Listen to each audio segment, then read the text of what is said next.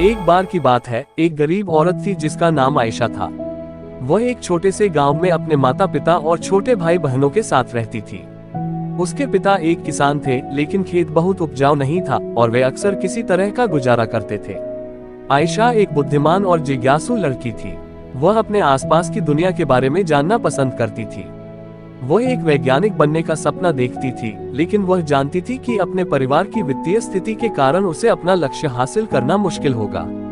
एक दिन आयशा के पिता बीमार पड़ गए। वह काम करने में असमर्थ थे और परिवार की आय और भी कम हो गई। आयशा को अपने परिवार की मदद करने के लिए स्कूल छोड़ना पड़ा। आयशा ने अपने परिवार का समर्थन करने के लिए कड़ी मेहनत की।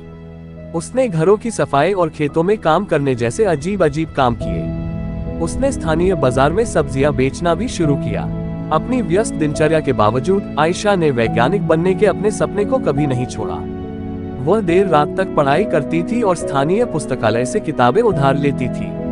उसने घर पर भी अपने स्वयं के प्रयोग करना शुरू कर दिया।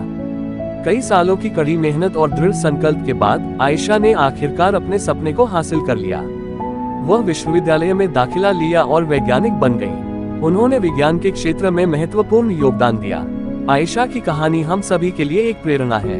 ये दिखाता है कि अगर हम अपने दिमाग में रखते हैं और अपने सपनों को कभी नहीं छोड़ते हैं, तो कुछ भी संभव है। ये भी दिखाता है कि हमारे जुनून का पालन करना महत्वपूर्ण है, भले ही यह मुश्किल हो।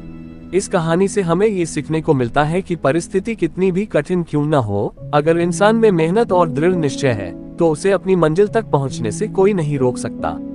चाहे रास्ता कठिन हो, लेकिन मेहनत और समर्पण से कोई भी सपना साकार किया जा सकता है।